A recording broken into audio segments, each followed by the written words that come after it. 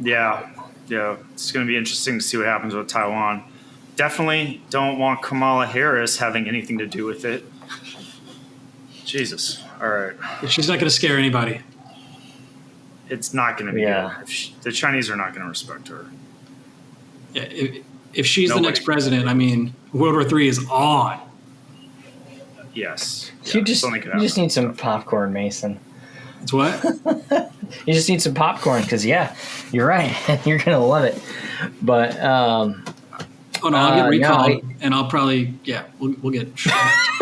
We're all getting recalled for World War III, man. Real Veteran News in the first wave. Yeah. That's right. Not Ted. I'm too broken and old. They'll find something for you to do. You can be the getaway driver.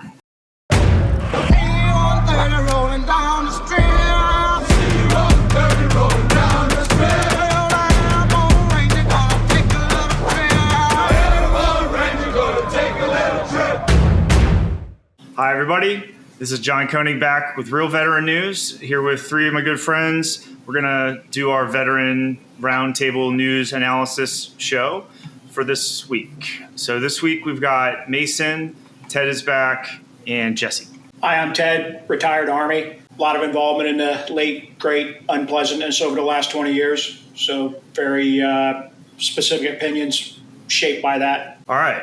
I'm an Army guy, my Ranger guy, only other Ranger today. So, Jesse, you want to go next? Hi, I'm an Army officer. Did 20-something years. Still a reservist. Still alive and kicking, but more conventional stuff. So, combat engineer, logistics, things like that. Happy to be here. Thanks for having me. Mason, OG Mason. I'm the Air Force guy here, just to bring some good looks to the team. And I got my start running basically technology projects for the Air Force. I was a comm officer, so while these guys are savages, I'm kind of the nerd in the back, making sure everything works well. All right. The topics this week are Harris versus Trump, Netanyahu in D.C., but also kind of just like Israel in general, J.D. Vance, China-Russia cooperation alliance, whatever you want to call it. We all know that Biden dropped out. He dropped out last week in the middle of the show, and we all talked about it last week. So Kamala Harris moved quickly to kind of wrap things up so that no competitors came out against her. And it seems like she has done that to some degree. And then the Republicans are responding. So the Republicans are trying to figure out how to retool the campaign to be against Kamala instead of Biden. They had a meeting on Tuesday telling the members to not be sexist or racist against Kamala Harris and to focus on policies, not personalities. But there was one congressman who said that she was a DEI hire, and they're going to talk about her being as the same as Biden and more radical. So what do you guys think about the sexism? It's going to get super sexist. It's going to get super racist. So that's like a given no matter what. What do you guys think about it? I want to get this one started and get it to be as offensive as possible, because I think this is an absolute travesty, both for democracy and for basically hiring for merit. Right. So first, with Biden dropping out, he basically skipped the entire primary for Harris, and she never would have won a primary. So democracy has taken a hit. And when you say she moved quickly to consolidate power, I think what you really mean to say is the Democratic Party moved quickly to consolidate power behind her. Because I really doubt she did that much. I bet you it was the Democrat, worker bees that got all that done. And as far as her being a DEI hire, that's all she is. She was hired because Joe Biden said in 2020 he wanted a woman of color. That was all he says for qualifications, and that's what he chose. So Kamala Harris is there as a demonstration of exactly what happens when you use hiring off immutable characteristics as opposed to merit. And I cannot wait for her to debate Trump because she's going to get stomped. All right, who's next? Yeah, I agree with that, Mason. The only thing I would argue is I don't think he dropped out. I think he got pushed out. When you hear comments like, we can do this the easy way or the hard way, that's not really him walking away. In fact, less than 12 hours prior, he was saying, I'm going the course, I'm not dropping out. Then a meeting at the White House of senior, whatever you want to call them, and then all of a sudden he drops out and disappears for how many days? Yeah, I don't think he just kind of said, I don't think he tapped out. I think he got pushed out. got choked out. So I'm not buying their rhetoric about he stepped down. He got pushed out. Jesse? Yeah, I absolutely agree that he did not make that decision. There's actually a clip of him coming off of a plane, and somebody asked him, "Hey, why did you step out?" And he said, "What? What are you talking about?" So he definitely was not involved in that decision. At least the portion where he get to make it. He was probably told, "Hey, you're going to sit down. We're going to install somebody else." And like Mason was saying, it's a DEI hire. I saw a meme earlier where the Democrats are saying, "Hey, we're going to remove this one person, put in this other person. You don't get a choice. Hooray for democracy." Yeah. Yeah. I was going to say, to agree with you, they're protecting democracy by circumventing the primary structure, circumventing the nomination process, all while trying to assassinate their opponent. Really democratic. Absolutely. Most democratic example you can come up with. So James Carville said, "Don't think this is going to be easy." And he warned against triumphalism. And he said that the Democrats need to temper their new energy with reason. Well, that's kind of a tall order, but the short answer is I think she can. But I'd say this. This has been a real change in mood in the party and around the country. But we got to be a little careful. There's about 10% too much triumphalism going on. And, it's going to be a very difficult race. It's going to be very close. And I understand that people are feeling a lot better and excited, but that excitement's got to be tempered with realism. And the realism is she has a tough campaign to run. And as you say, she's got several things she's got to accomplish at the same time. But having said that, there's been real growth in Vice President Harris. I mean, you can just see the difference. And she just looked so confident to me yesterday. That was I didn't put the sound on. I just left the video. And I liked what I saw, I'll be honest with you.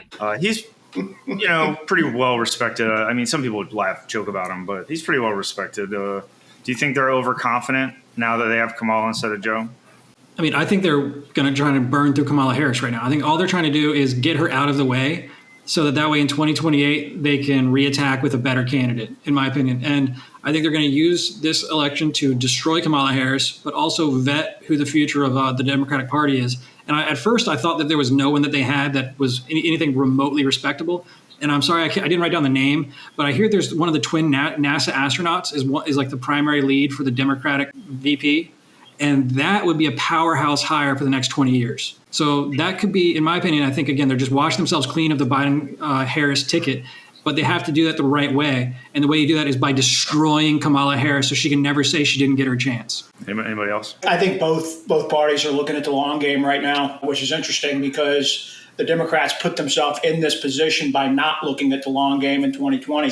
They were looking at, we have to win this, and they threw those dice, and now they have to pick those dice up and eat them. They elected a guy that probably wasn't going to be able to run for another term, and call her whatever you want to call her. She won them the election. Now they're they're stuck with her. I was talking to a neighbor about my conspiracy theories and that she might get removed, that'll be blamed on the GOP. They can put in whoever they want. Everybody's mad. The GOP's looks like the victim or looks like the culprit. They look like the victim, and across the line we go. Let's hope that scenario doesn't play out. But last week we were talking about the possible hack of I forgot the name of the company now. CrowdStrike. And it was, they're saying it's not. They're saying it was a glitch. They're saying it was a line of programming gone bad, all that. This is going to be a crazy year, and it's far from over. I disagreed with Carville in one point where he's a Democrat actor. And so he said, this is so hard for the Democrats to have to handle this. And it's like, campaigning is easy for these people. That's what they do. Kamala Harris just has to show up to places and try and rally support. Who really get screwed over are the Republicans because they spent their entire prepping to campaign against Biden, with Harris as kind of a 10 to 15% of their afterthought. And now they have to completely pivot to Harris as the primary target and whoever the VP is as the secondary. So I think it's a much bigger impact on the Republicans negatively for their whole campaign strategy than it is for the Democrats. And I just thought Carville got that completely wrong. My question though with focus here is do you think Kamala Harris can actually beat Donald Trump? Jesse, do you think she can win? No, I don't think she could. Me neither. I do think she can. I think she can win. I mean, it's still a very partisan country. So there's a lot of people who are going to vote blue no matter who, right? Biden and Harris did win in 2020, even with, regardless of what you think about election meddling. So it's possible. I think it is unlikely, but Trump's already lost all of the fervor of his shooting. People aren't really talking about it anymore. They've swept that under the rug. And as we're going to talk about in a little bit, J.D. Vance hasn't really been a home run hire. So Kamala Harris, she could actually make waves. If she chooses the right VP, she could immediately jump up to being at the forefront. And again, she will rally from a demographic perspective a lot of women and minority voters. So it's possible. Ted, do you think she can win? I think she can win. The question is, will she win? We've still got quite a few weeks. Debates, their convention is yet to take place. This is almost one of those Sun Tzu moments where don't interrupt your enemy when they're making a mistake. That's great advice. Don't just keep the rhetoric out. No sexism, no racism, no personal attacks. Stand back and let them destroy themselves. They're doing a good job of it with infighting. I think that's good advice, but they're probably going to go in the other direction with it. I don't think they have it. I don't think the Donald has it in him to just sit back and be quiet and let them undo themselves. We'll see. We'll see. I don't think she can win unless Donald Trump shits the bed. If Trump plays his game like it's his to win. If she knocks it out of the park and like she grows up and she matures and she fixes some problems she's got and Trump just totally shits the bed, then yeah, she could win, I guess. But I am not a Harris fan. I don't like her at all. I think she's a DEI hire that is there purely for her immutable characteristics and not for merit. However, my understanding is just this week, when she was talking about the Netanyahu visit, which we'll get into, she read the names of every American that was killed by Hamas. And I respect that. That's the opposite of what Biden did when he forgot every American who's died under his command. So that got her some points for me. Okay. Barack and Michelle Obama were some of the last people to come on the Kamala train after they were basically coronating her. They were among the last ones. And I personally think that they were waiting to see the first polls coming out to see if she could actually win.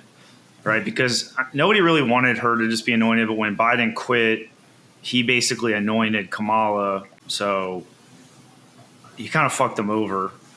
And so, they rallied around her, and it seems like it's going to be her. But, I think that because they waited, Barack and Michelle showed, one, they care about what's happening because they wanted to see what came of it. They spent the time to get Joe out, so now they're waiting to see if Kamala can actually win. Like, they care about this election, and I think if Kamala starts going down the tubes really quick, then, I still think Michelle Obama. I personally just think that the only person that can beat Trump is an Obama. It's like the last name thing. It's like the biggest, heaviest weaponry they got versus the heaviest weaponry that the Republicans have. Like, if you don't have an Obama, I don't think you can win. You love Michelle Obama, man. No, dude, it's politics, dude. Without the Obama name, you cannot beat the Trump name. So anyway, I don't think Kamala Harris can do it unless stars align for her. So what do you guys think about Barack and Michelle and the endorsement, Kamala Harris? I'll put it in the show, but it was staged. This is like staged phone call. Everything's staged. Kamala. Hello. Hi. Hey there. Oh, hi. You're both together. Oh, it's good to hear you both. I can't have this phone call without saying to my girl Kamala, I am proud of you. This is going to be historic. We called to say Michelle and I couldn't be prouder to endorse you and to do everything we can to get you through this election and into the Oval Office. Oh, my goodness. Michelle, Barack, this means so much to me. I am looking forward to doing this with the two of you, Doug and I both, and getting out there, being on the road. But most of all, I just want to tell you the words you have spoken and the friendship that you have given over all these years mean more than I can express. So thank you both. It means so much. And we're going to have some fun with this too, aren't we? Yeah, I agree with that. Everything is staged. I don't know. It's hard to think. It's hard to take anything other than with a grain of salt these days in politics. A lot of it doesn't make sense. Why they do certain things. On the note of it being staged, it does, to me, it completely makes sense, right? Because, he didn't get I don't know if Obama now has endorsed Harris just because he has to. Obama's probably upset because he lost his puppet in Joe Biden. Joe Biden was his number one puppet. But who did endorse Kamala Harris recently? George Soros. And that should be terrifying to every American, because that means that George Soros knows that Kamala Harris will do everything he says, and she is bought and paid for by Soros. Yeah. I mean, we already knew that. I think the Obamas were also hesitant to endorse Harris just because they were waiting to see how things played out. Similarly, Trump has not accepted a debate with Harris because he wants to make sure that Harris is the actual Democratic nominee. Well, that ties into what my analysis here was from reading about this. I think this is a Barack Obama thing because he's a political mind, probably the most powerful politician the Democrats have, at least. The reason why he's hesitant about Harris is because he knows she can't win. Barack Obama doesn't think she can win, and he's probably right. He says that she cannot navigate the landmines, the political landmines necessary to be successful. And they're also saying that she can't debate. And then Jesse says Trump shouldn't debate her. He should debate her. Like, they're saying that she sucks at debating, you know? So She's an idiot. She can't conjugate a sentence. She has trouble debating.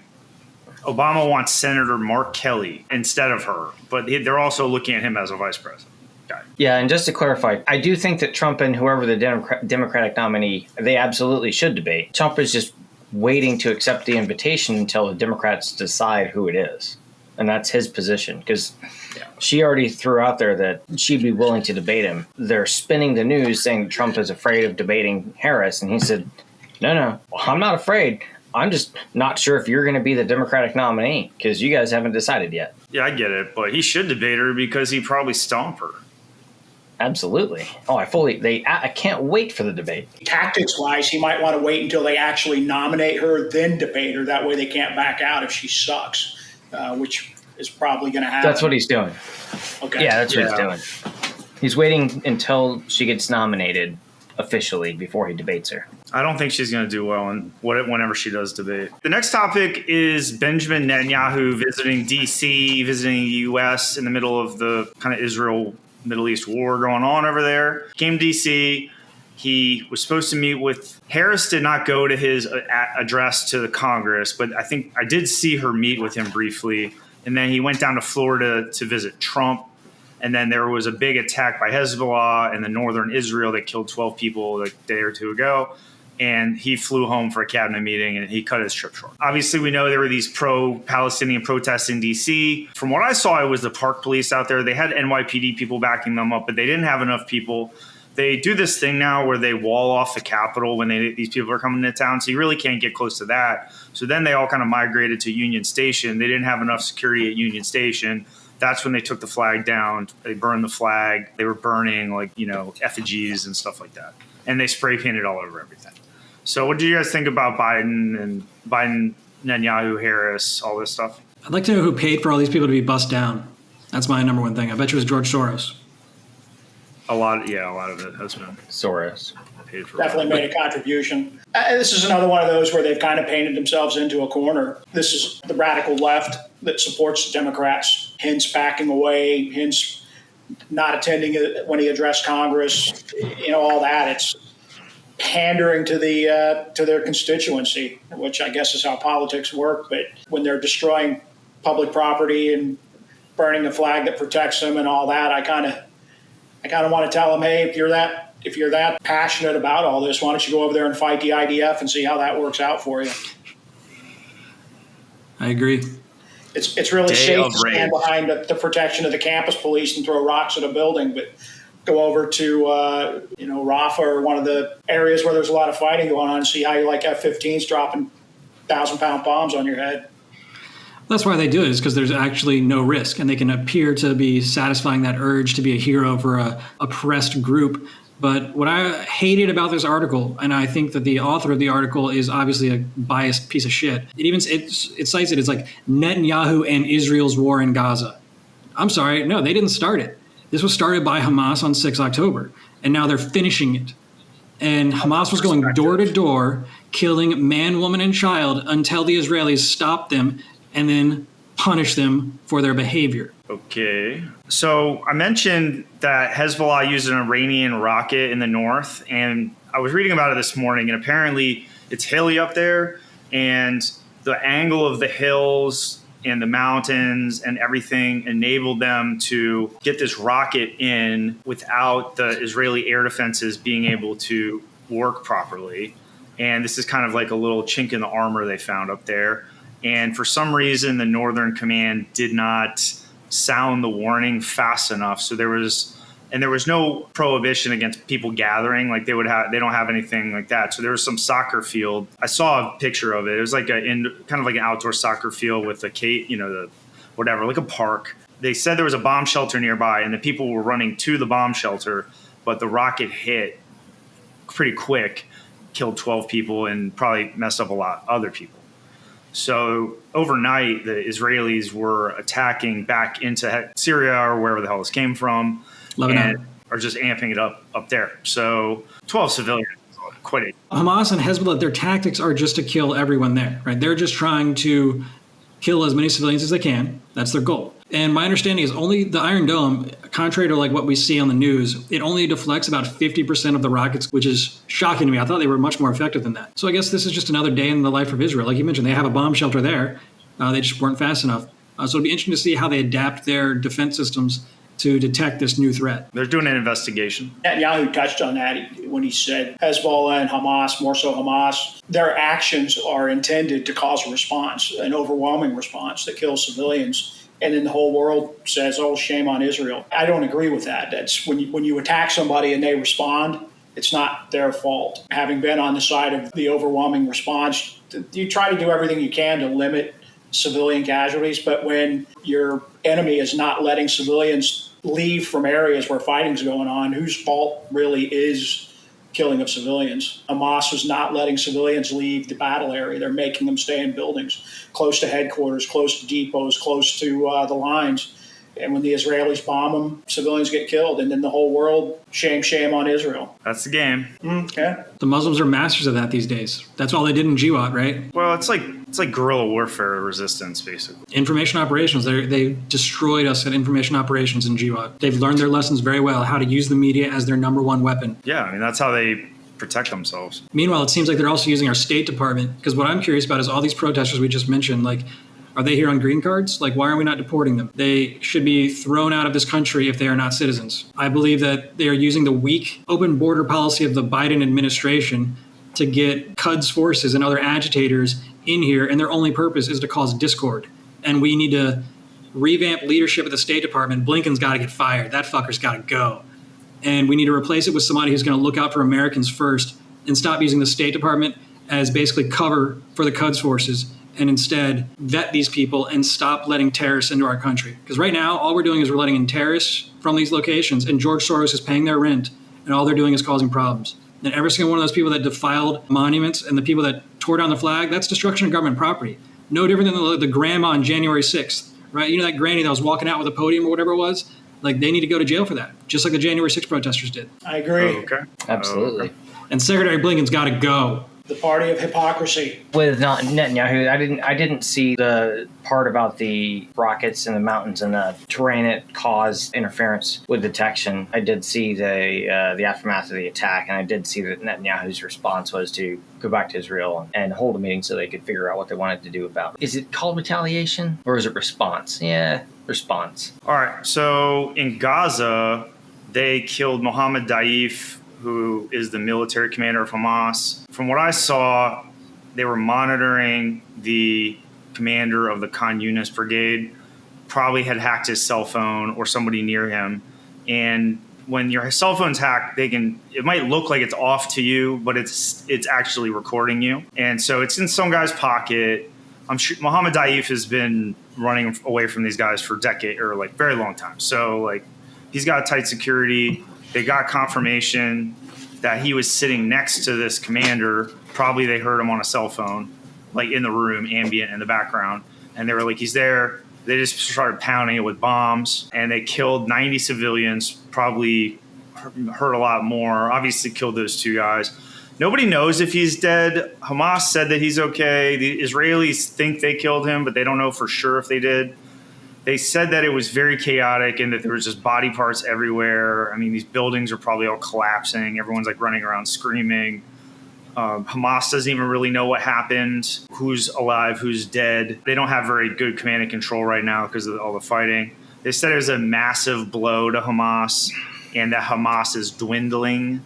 Although, yeah, the previous generation, the October 7th generation and before that of Hamas, their leadership is dwindling. But when you're starving everyone in Gaza, you're essentially setting up this new generation of Hamas assholes who are going to be even more pissed off.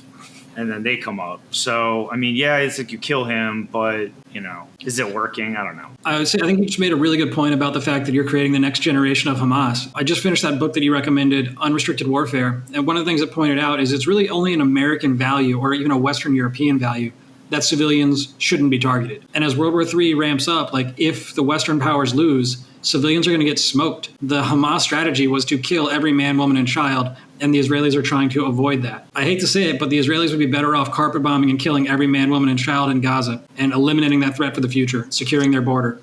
They can't do it, obviously, but... What about all the people in the West Bank? Then they can do that next. Okay. I'm not saying that I would do that if I were them, but if they want to secure their people for the future, that's what they have to do. Cool. Isn't that genocide? Okay, am I wrong? I'm not saying it's moral. I'm not saying it's right. I'm saying it's the military strategy to achieve victory for their people for the future is to kill their enemy. And if they do not kill their enemy, one day their enemy will win and kill them, period.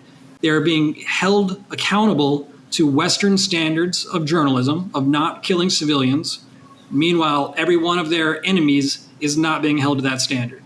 And as soon as they finally lose one day, every man, woman, and child in Israel will die. But I mean, that's just the game. That's asymmetric warfare. That's why they need to win now. Netanyahu should sacrifice his entire public perception, everything for his people, carpet bomb the shit out of it, destroy Gaza, take it over, conquer it for his people, and be the next Jesus of everybody casts Netanyahu out for being a war criminal, but he bears that burden for his people.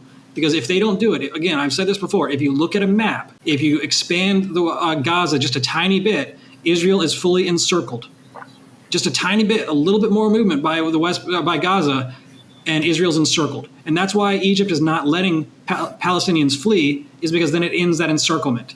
So Israel is fucked if they don't start fighting fire with fire. Two things on that. One, this moral approach to warfare is new.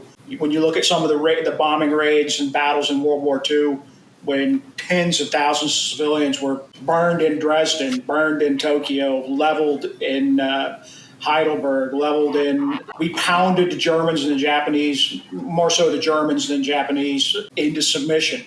We beat them in their will to fight, and they gave up.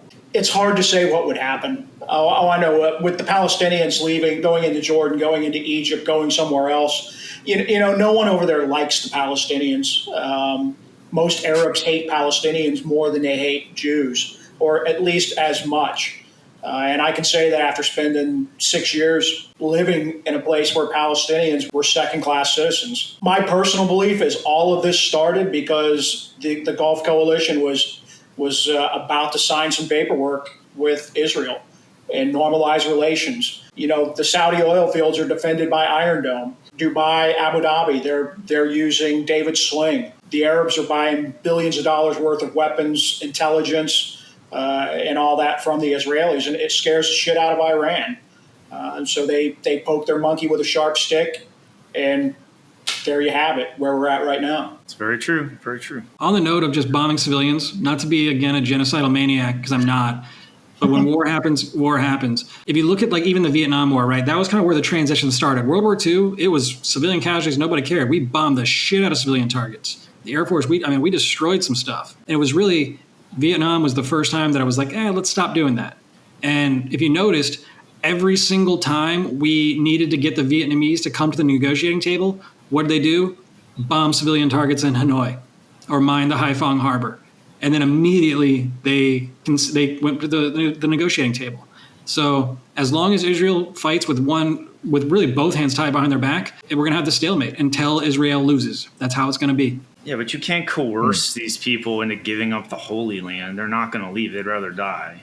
Well, again, you have to blow a hole in that Egyptian border wall and then force them through. It's an intractable real estate issue. It's real estate. It's land. So you got to kill them all then. Yeah, but then it's like this crime of the ages. That's why I guess what they'll have to do is maintain that stalemate until World War III ramps up and people can tolerate civilian casualties again, and then kill them all. Okay, all right. So moving on to J.D. Vance. After Biden dropped out, they're second guessing picking J.D. Vance because they felt like the decision was cocky. Now they're second guessing it. He hasn't been very good in his speeches, and he's just not very popular and hasn't really – it's kind of been a little bit of a flop. I watched him give a speech in his hometown high school, and he's supposedly these people want to see him succeed, love him. He's famous from their town or whatever like that, and his jokes were bombing. It was uncomfortable to even watch the speech. And he made that one joke where he said, I drank 2 Diet Cokes yesterday. Soon the Democrats are going to say that's racist too. And it's like people were like rolling their eyes and stuff in the crowd. I mean, these are people on his side. It is the weirdest thing to me. Democrats say that it is racist to believe, well, they say it's racist to do anything. I had a Diet Mountain Dew yesterday and one today. I'm sure they're going to call that racist too, but it's good. I love you guys. That joke, it just sounded like it was like this double-edged thing where the Mountain Dew made it sound like, I know I'm rich and famous and live in D.C. now or wherever he lives, but I'm still like you. I drink Mountain Dew. I eat Slim Jims. It's like Hillary Clinton pulling a bottle of hot sauce out of her pocket, right? So there's that. And then he does this like trope thing with the Democrats calling everything racist now, and it's like, that's cringe, and people have been using that for a long time. Like the kids in the high schools were making fun of that, saying like they say everything is racist. Oh, that's racist. Oh, you got chocolate milk, that's racist. Like it's just tired old jokes. So I don't know why he bombed this. First, I would say I think it was the best choice other than me for his vice president. But J.D. Vance, I like him. So I think, one, his military service, he was a combat cameraman. I think he did a full Marine deployment to Iraq, and that's more than I did. So first, I respect his military service. I think he's a badass. 2, I think he's ramping up. Maybe he'll get better at this, get him some practice. But what I found really funny in this article, right, as you're mentioning, his jokes fell flat, and so you kind of see him deliver the joke and then laugh to himself. All right, I was like, all right, he's doing his best Kamala Harris impression right there, because that's all Kamala Harris does is start giving a speech and then laugh halfway through a sentence, right? Like she's the Wicked Witch of the West with her cackle. That's what the Democrats were saying. They were like, you're making fun of Kamala's laugh? Look at this guy. Right. Like, come on. It's the same. It's kind of like the same tactic. So he's got to work on that. That's an easily fixable thing. But again, he doesn't seem to – there's nothing about him that makes you want to rally behind him, in my opinion, so far. Like he's kind of an overweight, bearded – nice guy. Average dude. Seems like a nice guy. Yeah, but that's not what you need. You need somebody who is going to be the champion. And so I think Trump wanted to get a veteran, and I think he was arrogant after getting shot, and I think he was thinking he can't lose. So instead of going for a partisan choice that would create new voters, he chose someone who's more fundamental, because I think that's how Trump is. Trump wants to get back to more, conservative values. And so I think he chose someone that was more, a veteran that also has super conservative values, as opposed to someone that would help him win the election, because I think he thinks the election's already won. Cockiness, yes. All right, who's next? I mean, with that, he may be an iceberg also. Trump's choice of him as a vice president. We don't know what went on behind the scenes when he asked other possible candidates. They may have said no, not interested. I do think some of the politicians in states that are looking to be governors in November, I wouldn't have picked them either. I would have let them run for governor. That's a lot of power there, an ally that's a governor, especially in states like Michigan. I don't know. I think it's kind of early to damn him too hard. I mean, the RNC just happened, and nobody came out of the RNC being like, Vance was awesome, right? Mm-hmm. Like, this was his showcase. This was his debutante ball, and he dropped the ball. I think he has imposter syndrome. Imposter syndrome. I mean, standing next to Trump, though, is a hard act. Especially, you never know. Trump's ego might have held him back just a little bit. Again, you never know what goes on behind the scenes. Kind of early. Looking at the articles you sent over, that was my first time that I saw really anything questioning his pick. And so I read through those, and I was kind of surprised because he was a never Trumper for a while. And then I think based on last week's show, you guys talked about how you can learn new things. So I think he's just got an interesting background, but I hadn't seen anything where people were second guessing him until you sent over the articles. And I did think that was interesting. We'll just have to see how it plays out. I think the most interesting statistics, I'm a stats guy, I'm a nerd. It said the two details that I thought were the most interesting. One, when it compared head-to-head elections in, I guess it's Ohio where he's from, it said that he won by like 3 or 4 percentage points, whereas the other Republican won by like 25%.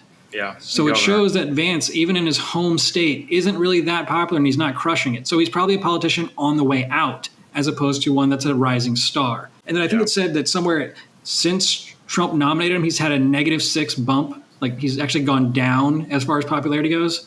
That's not good. What I saw there, they're saying that he's the least popular vice presidential pick since 1980.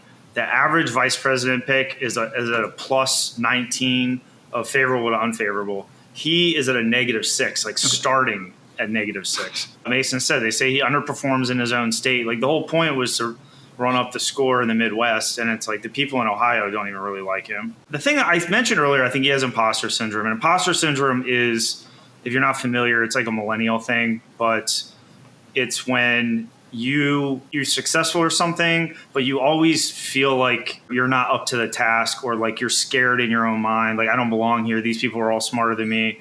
Like, I just got here by luck. I don't know what I'm doing. And like you have this anxiety around not being able to fulfill expectations or whatever. And I feel like I noticed him making a joke when he was talking to Trump after Trump picked him for the vice president thing. And he's been making this joke where he says like, well, I told Trump, you can't take it back now. You can't take it back now. And for me, that was like a Freudian signal where in his mind, he was making a joke and like deprecating, and obviously Trump's not going to take it back like that. But like, good. If that happened to me, shit wouldn't even cross my mind. I wouldn't be like, Trump's going to take it back. Trump's going to take it back. Like, I'm the shit, man. Like, you know what I mean? Of course he picked me, and so would Mason and like a lot of us. But like, this isn't how this guy's brain works. Another thing too, apparently the Trump people are upset because they've been trying to distance themselves from Project 2025, which is a Heritage Foundation thing. And J.D. Vance wrote the foreword to a book that like the president of the Heritage Foundation is putting out in September. And he also wrote Project 2025, obviously. So it's like Vance is writing the foreword for the book for the guy that wrote Project 2025 and all his people that wrote it. But at the same time, they're trying to say we don't like Project 2025. And obviously they like Project 2025. Like, it's for them, for us, by us. I kind of like it. I mean, not all of it, but I like some of it. Yeah, I mean, yeah. Do you think they should have known that? They were saying that the person checking out J.D. Vance should get fired because they didn't know that he had written this thing. There's a lot of vetting that just didn't seem to happen. Like you mentioned, Ted, you mentioned that he was a never Trumper. He called Trump, like, I don't know about like using the rapist word or anything, but he like was very negative towards Trump about all of his sexual assault allegations and stuff like that. He never defended Trump once. And now suddenly they're going to be best buddies. I think it was a bad call. But on the note of Project 2025, I highlighted a quote here. I'm going to just read it. It says, quote, that the new future involves stripping away all protections for queer people, eradicating all funding for DEI programs, eliminating healthcare for trans people, expelling people living with HIV from the military, ending the State Department's LGBTQ plus equality initiatives overseas, privileging religion over civil laws and rights. And I would say, except for that last one about like, basically establishing religion, which is against the Constitution, all the other ones are a return to constitutional values. I mean, I'm not against treatment of gays or anything like that, but gays should not be given like the super status that they're given right now. And so I would say returning to not doing State Department initiatives for LGBTQ plus overseas, like what the fuck does that even mean? Why are we trying to help out gay people overseas? Like that's not a national priority for the United States of America. It's an example of politicians doing extreme overreach and getting away from the Constitution. So in a lot of ways, those Project 2025 statements to me as a libertarian are just getting back to the core fundamentals of the Constitution of the United States, which is a good thing. I think they're looking at it as like spreading American values, and we're like this vanguard protector of... Which is against the Constitution. That's not our job. Our job is not to spread American values worldwide. Our job is to protect, the job of the federal government is to protect Americans and keep Europe and keep special interest away from Americans. That's all they're supposed to do. But these egotistical pieces of shit are trying to showcase how cool they are by going abroad and spreading American values instead of doing their fucking job, which is to protect Americans at home. Okay. 3-point plan to beat Kamala Harris and the Democrats. This is their new plan now that they're not running against Biden anymore. 3-point plan. Tie Harris to Biden and his failures. Blame Kamala for the cover-up over Biden's health and dementia problems. 3, arguing that forcing Joe Biden out was undemocratic. What do you think about the plan to beat Kamala Harris? I think those 3 things are valid. The latter probably being the least, but she knew about this. She knew. It's hard to say if she saw him on a weekly basis, probably not a daily basis, but to suddenly put on her surprise face, oh, I didn't know. I would rather her come out and say, yeah, I knew. I covered it up because I'm loyal. Versus, no, I didn't know. Who knew? That's kind of, it's either you're stupid or you're a liar. Take your pick. That whole, are you as screwed up as you want to be? The old Ranger Private question. Yeah. I could actually embrace if she came out and said, hey, I was just loyal to the guy. He's my boss. I did everything I could to help him, and I didn't stab him in the back. I don't know if she's smart enough to do that, but yeah. I agree. So it's a good 3-point plan, provided that there's a subset of their bigger campaign plan. I do like the points that they have, though. Yeah, I think the last one, it's like, okay, whatever. But yeah, tying him to Biden, that's pretty obvious. I mean, you got to hang that stuff around her neck. And then the cover up thing, yeah, it's ridiculous, but they're politicians, so, she'll just say, I thought he was fine or something. I don't know. Or I didn't see him that much. The other big one is on tying him to Biden is the border crisis. You've got to crush her on that. She was the border czar. She was appointed to it. That should be the best demonstration of how terrible she is at her job is to be like, hey, border czar, what's up? Or hey, AI czar, what's up? I mean, all she is a figurehead. But that's the problem is most people see the politicians, or even the president, as just a figurehead for their party, not a leader of their party. So she would be a good puppet for the Democrat Party in power, and that's what most people want. Oh, they want it, yeah. Last topic is NORAD intercepts Chinese and Russian bombers flying together in formation 200 miles off to the coast of Alaska. It's interesting because the Chinese and Russians were flying together. The Chinese aren't up there that much. Apparently the Russians go flying around up there all the time. So they're working together. They said they were not threatening us. They had 2 Russian Tu-95 Bear bombers and 2 Chinese H-6 bombers. We responded and intercepted them with F-16s, F-35s, Canadian CF-18s, and support aircraft, which are probably at those AWACS or something like that. My buddy's right there. Those are my friends that are in those planes. Okay. Well, tell them to get on the show and tell us how it went. Yeah, right. Yeah, right. All right, guys, what do you think about this? The China-Russia cooperation, all that? I'll go first. I'm the loudmouth. Russia, as I mentioned, they do this all the time, and this is international area. Everyone's allowed to fly there. Doesn't matter who you are. The Palestinian Air Force can fly there if they want to. But what's interesting is, Russia, Alaska's going to be not Alaska, but the North Pole and Alaska will be one of their top targets in a World War III, their first locations they want to claim. So I think they were just showing the Chinese around, hey, this is where you're allowed to fly, this is where you can't fly, right? That'd be a smart thing. What is scary is they're practicing for future combined operations, right? Similar to military exercises that we do with our allies. That's what they're doing, right? There's just been a joint declaration of defense between Russia, North Korea, and China. So they need to start practicing to make sure that they can communicate properly when they're in combat operations. And I always say that I think Japan's going to get schwacked at the onset of World War III because of what they did to China and Russia during World War II. So it'll be interesting to see those 2 countries ally together and to absolutely destroy Japan one day, because I think that's coming. And I would not want to be Japanese in World War III. I mean, they're going to get destroyed. I think they're going to defend themselves. So I think they're going to get just absolutely demolished. The other thing I would say is you mentioned the support vessels that were intercepting them. I would say as AWACS, yes, but the big thing, we probably got some great SIGINT, signals intelligence, and as well as just radar profiling on each of these jets. So yeah, they got a little bit of leverage and maybe they did a show of force or what they think, but in the end, our radar's got a great picture of what those aircraft look like in the air. We probably got them from every single different angle possible. And hopefully we can use that to build better air defenses and better air targeting capabilities in the future. It's interesting that they're doing more together and showing more alliance. The Bear bomber's older than I am, so it's a maritime patrol aircraft more than anything. Probably routine flight, got a little close, intentionally. China has said all along Russia cannot be allowed to lose. Russia's not going to win in Ukraine, but they can't be allowed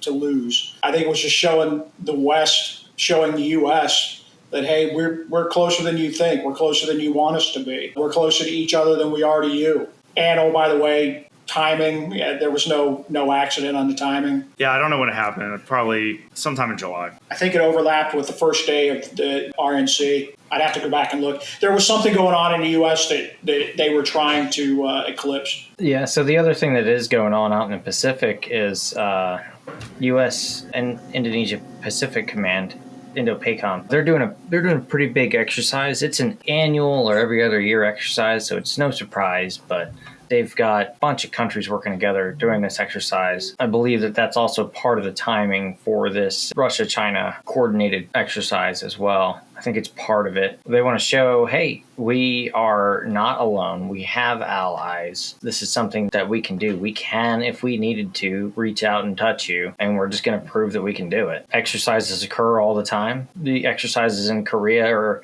every year get news from North Korea saying, hey, South Korea is doing exercises right on our border. It's a bad thing, so we're going to start launching rockets. And I think maybe this was a similar type reaction where Indo-PACOM was doing an exercise that involved a bunch of countries all throughout the Pacific, and Russia, China were like, hey, we're buds, we need to get together and let's show them that we can also project our force beyond where they think we can, or at least the public thinks that we can.